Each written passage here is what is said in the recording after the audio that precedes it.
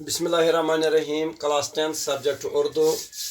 और बेटो, हमने अफसाना मुकम्मल किया है, इसके सवालात भी लिखे हैं। अब हमें उर्दू अदब की एक और अहम सनफ़ पढ़नी है, खाका निगारी। खाका निगारी के बारे में हम बात करेंगे। यहाँ हमें एक क्वेश्चन दिया गया है किताब के आखिर में। पहले हम खाका पढ़ेंगे और इसके बाद हम देखेंगे कि खाका के बारे में पढ़ेंगे। और ये खाका लिखा है मौलवी अब्दुल हक साहब ने। ये खाका है मौलाना हाली का। बेटो, मौलवी अब्दुल हक साहब को बाबाई उर्दू के नाम से वो मशहूर है, उसको जाना जाता है। और आप पहले अपनी किताब का, उसके बारे में भी हम बाद में पढ़ेंगे। पहले आप किताब का पेज नंबर 65 निकालिए। आप बेटो पेज नंबर 65। मैं बुलंद खानी करूँगा, आप गौर से किताब की तरफ देखिए, नज़र किताब की तरफ रखिए और कान मेरी तरफ रखिए। तो होशो गोश से सुनिए, मैं पढ़ूँगा। मुझे अपने ज़माने के नामवर असहाब और अपनी कौम के बड़े शख्सों से मिलने का इत्फाक हुआ है, लेकिन मौलाना हाली जैसे पाक सीरत और खसाइल का बुज़ुर्ग मुझे अभी तक नहीं मिला, अभी तक कोई नहीं मिला। नवाब अमादुल मलिक फरमाया करते थे कि सर सैद की जमात में बासित इंसान के मौलाना हाली का पाया बहुत बुलंद था। इस बात में सर सैद भी इन्हें नहीं पहुँचते थे। जिन लोगों ने उन्हें देखा है और जो उनसे मिले हैं, वो ज़रूर इस कौल की तस्दीक करेंगे। खाकसारी और फरोतनी खल्की थी। इस कदर बड़े होने पर भी छोटे बड़े सबसे झुककर और खुलूस से मिलते थे। जो कोई इनसे मिलने आता खुश होकर लौट जाता और फिर उम्र भर उनके हुस्न अखलाक का मद्दाह रहता था। उनका रुतबा बहुत बड़ा था, मगर उन्होंने कभी अपने आप को बड़ा नहीं समझा। बड़ों का अदब और छोटों पर शफकत तो वो करते ही थे, लेकिन बाज़ अवकात वो अपने छोटों का भी अदब करते थे। तालिब इल्मी के ज़माने में एक बार वो जब अलीगढ़ में मुकीम थे, मैं और मरहूम मौलवी हमीदुद्दीन उनसे मिलने गए तो वो सरोकत ताज़ीम के लिए खड़े हो गए। हम अपने दिल में बहुत शर्मिंदा हुए। मौलवी हमीदुद्दीन ने कहा भी कि आप हमें ताज़ीम देकर माजूब करते हैं।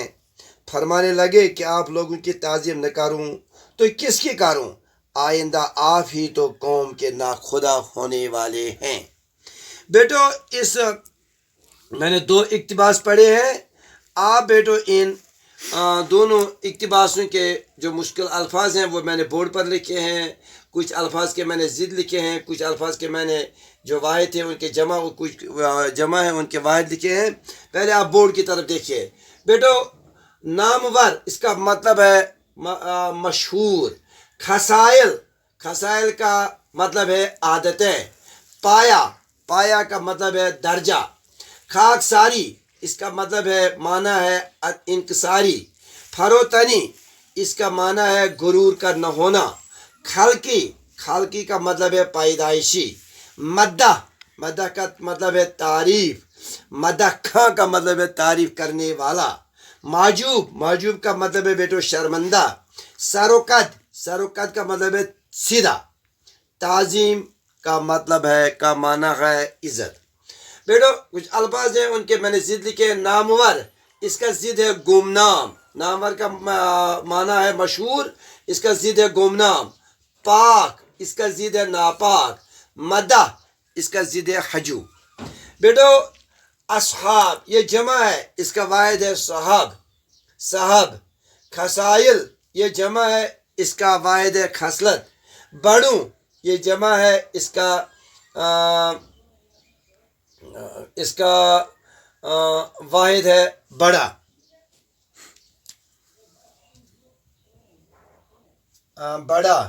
बेटो, वाहिद कुछ अल्फाज वाहिद हैं, उनके मैंने जमा लिखे हैं और कुछ जमा है उनके वाहिद लिखे हैं। असहाब ये जमा है, इसका वाहिद है साहिब। खसाइल जमा है, इसका जमा है खसलत।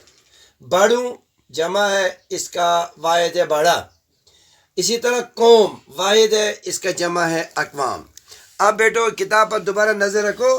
مجھے اپنے زمانے کے نامور اصحاب اور اپنے قوم کے بڑے شخصوں سے ملنے کا اتفاق ہوا ہے. یہ مولوی عبدالحق صاحب کہتے ہیں کہ اپنے زمانے مجھے نام مشہور جن مشہور لوگوں سے یا اپنے قوم کے بڑے شخصوں سے ملنے کا اتفاق ہوا ہے، لیکن مولانا حالی جیسے پاک سیرت اور خصلت کا بزرگ مجھے ابھی تک نہیں ملا. یعنی مولانا حالی اپنے خصلت اور اپنی پاک سیرت کے وجہ سے ان سب سے بڑا تھا. مولوی صاحب کہتے ہیں کہ نواب احمد الملک فرمایا کرتے تھے کہ سر سید کی جماعت میں بحثیت انسان کے مولانا حالی کا درجہ بہت بلند تھا، چونکہ سر سید احمد کی جماعت میں سر سید احمد خان تھا، مولانا حالی تھا، اس میں وہ مولانا شبلی تھا. یعنی ایک بہت اچھی جماعت تھی اس کی، جنہوں نے قوم کے لیے اپنے آپ کو وقف کیا تھا، بہت بڑے بڑے کام انجام دیے ہیں. ادب میں بھی اور تعلیم میں بھی، دونوں میدانوں میں بہت بڑے آدمی تھے. لیکن اس پوری جماعت میں، اس پوری ٹیم میں بغل مولوی عبدالحق صاحب مولانا حالی کا درجہ بلند تھا. اس بات میں سر سید بھی انہیں نہیں پہنچتے تھے. یعنی سر سید احمد خان بھی وہ سر سید احمد خان سے بھی آگے تھے. جن لوگوں نے انہیں دیکھا ہے یا ان سے ملے ہیں، مولوی صاحب کہتے ہیں کہ وہ ضرور اس بات کی تصدیق کریں گے. خاکساری اور فروتنی خلقی تھی. یعنی خاکساری کا مطلب بیٹو انکساری، فروتنی کا مطلب ہے غرور کا نہ ہونا، اس کا مطلب بھی انکساری ہے. یہ اس کے پیدائشی طور یہ وہ بہت ملنسار تھا، بہت خاکسار تھا، بہت غرور سے پاک آدمی تھا. بہت بڑا آدمی ہونے پر بھی سبوں سے جھک کر اور خلوص سے ملتے تھے. کوئی ان سے ملنے آتا خوش ہو کر لوٹ جاتا. یعنی جب کوئی اسے مولانا حالی سے ملنے آتا تھا، اس کے باتیں سن کر، اس کا اخلاق دیکھ کر وہ بہت خوش ہو کر واپس جاتا تھا، اور عمر بھر ان کے حسن اخلاق کا مدح رہتا تھا. یعنی عمر بھر ان کے حسن اخلاق کا تعریف کرتا رہتا تھا. ان کا درجہ بڑا تھا، مگر درجہ بڑا ہونے پر بھی، یعنی بڑا آدمی ہونے پر بھی کے باوجود بھی اپنے آپ کو بڑا نہیں سمجھتا. یہ بھی سب سے بڑی ایک انسان میں سب سے بڑا ہونے کی یہی خصلت ہے کہ وہ بڑا ہو کر بھی اپنے آپ کو بڑا نہیں سمجھتا. بڑوں کا ادب اور چھوٹوں پر وہ شفقت کرتے ہی تھے، لیکن بعض اوقات وہ اپنے سے چھوٹوں پر کا بھی ادب کرتے تھے. طالب علمی کے زمانے میں ایک بار وہ علی گڑھ میں مقیم تھے، یعنی ٹھہرے ہوئے تھے. مولوی عبدالحق صاحب اور مولوی حمید الدین ان سے ملنے گئے، اور جب وہ وہاں پہنچے تو مولانا حالی صاحب ان کے لیے بہت عزت سے کھڑے ہو گئے اور ان کا عزت کیا، ان کا وہ استقبال کیا. عبدالحق صاحب کہتے ہیں کہ ہم اپنے دل میں بہت شرمندہ ہوئے.